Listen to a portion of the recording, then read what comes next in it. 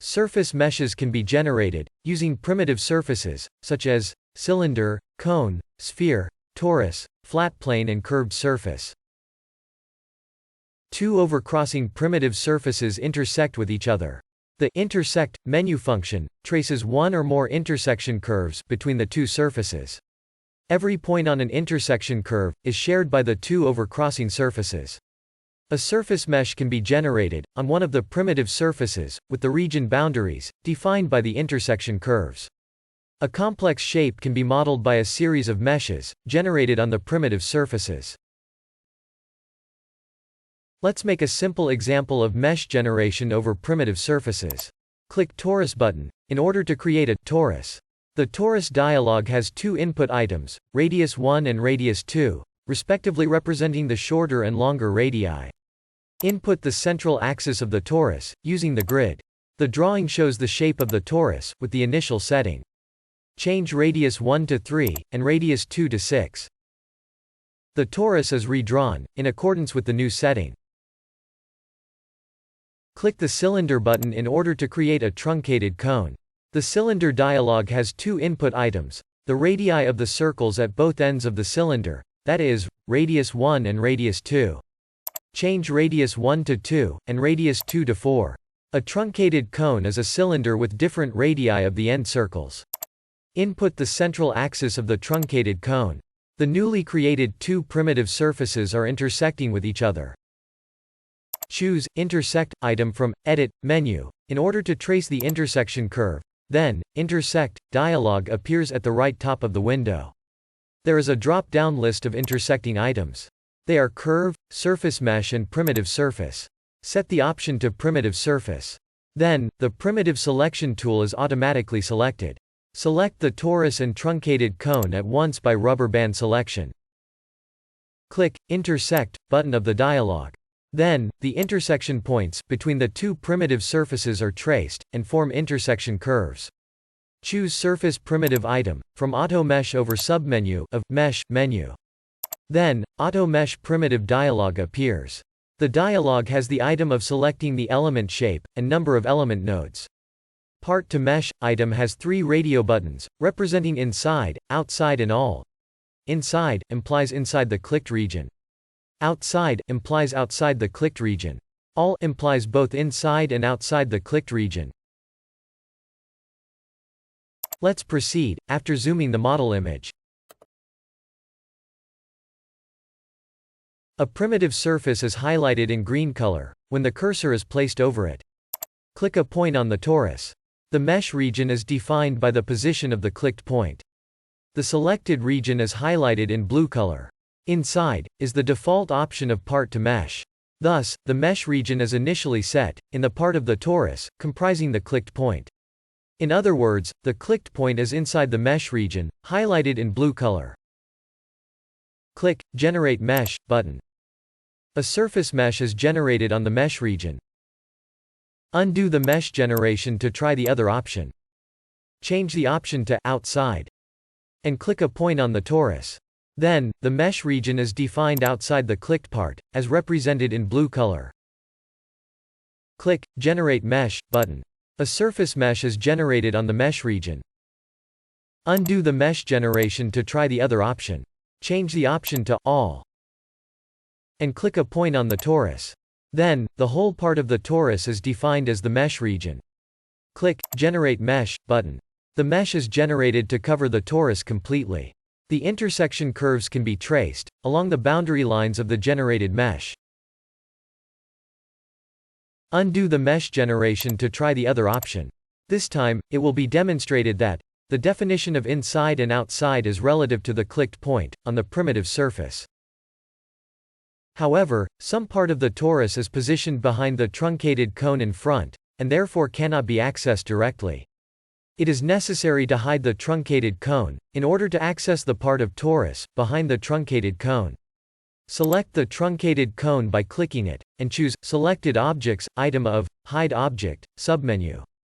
Then, the truncated cone disappears, and the previously blocked part of the torus becomes frontmost and accessible for selection. Change the Of Part to Mesh option. Turn on Inside Radio button. Click the newly exposed part of the torus, which is surrounded by an intersection curve. The inside region is defined as the interior part of the intersection curve, surrounding the clicked point. Move the cursor to the inside part of the other intersection curve. Click a point on the part, and then the mesh region is defined as represented in blue color. Click Generate Mesh button. The mesh is generated on the selected region. It was demonstrated that the mesh region can be set by clicking a point on a primitive surface, with inside or outside option. Undo the mesh generation. And let's create a complex model composed of surface meshes, using both the torus and truncated cone. Define the mesh region by clicking the torus with inside option. The selected mesh region is highlighted in blue color. Click Generate Mesh button. One part of the mesh is created on the torus. Another part of the mesh is to be generated on the truncated cone. So, the truncated cone should be recovered from hidden state. Choose None item from Hide Objects submenu. The truncated cone reappears. Click a point on the truncated cone. The selected region on the truncated cone is highlighted in blue color. The option of inside or outside is currently set as inside option. Switching the inside and outside option exchanges the mesh regions, as highlighted in blue color. Click Generate Mesh button. The mesh is generated on the part of truncated cone. Thus, a closed three-dimensional space is formed by the surface meshes, generated on the torus and truncated cone. Choose Shaded Image item from Render menu, in order to obtain a better view of the completed meshes. There are two alternative procedures of primitive surface mesh generation. In the previous examples of mesh generation, the mesh region was designated by clicking a point on a primitive surface. Another method of designating the mesh region is to select the intersection curves and the primitive surface. This small triangle is a button to expand the dialog to disclose the items to choose the method of designating the mesh region. There are two radio buttons, one for each of the two methods, region on primitive surface, and primitive surface plus boundary curve. Clicking this question mark button displays the illustration explaining the differences of the two methods. The first one is the method used in the previous demonstration. The second one is the procedure of designating the mesh region by selecting the boundary curve and the primitive surface. And this procedure will be exemplified in the next demonstration. Turn on the second radio button. Then, the curve selection tool is automatically pressed. Select the two intersection curves by clicking them, one by one. And click Set Boundary Curve button. Then, the color of the selected curves turns into red, and the text of the button changes into Generate Mesh. Click the torus. Set the part to mesh option to outside. Thus, the mesh region is designated by the outside part of the selected curves on the torus. Click Generate Mesh button. The mesh is generated on the mesh region. Lastly, surface meshes will be generated on the truncated cone, to fill the rest part of the model. Set the part to mesh option to inside. Select the intersection curves, one by one. And click Set Boundary Curve button. Then, the color of the selected curves turns into red, and the text of the button changes into Generate Mesh.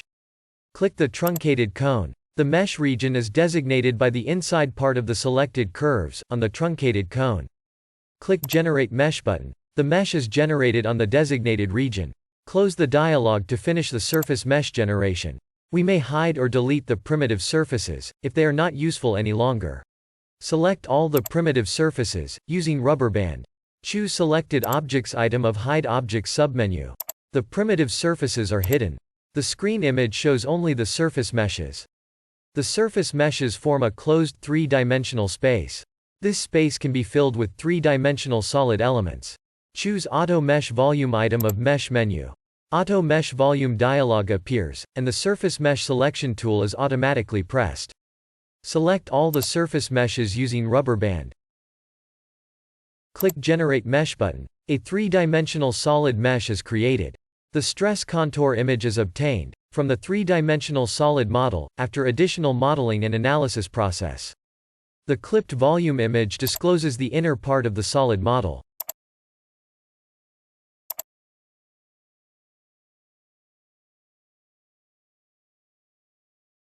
This is the end of the tutorial for AutoMesh surface primitive function.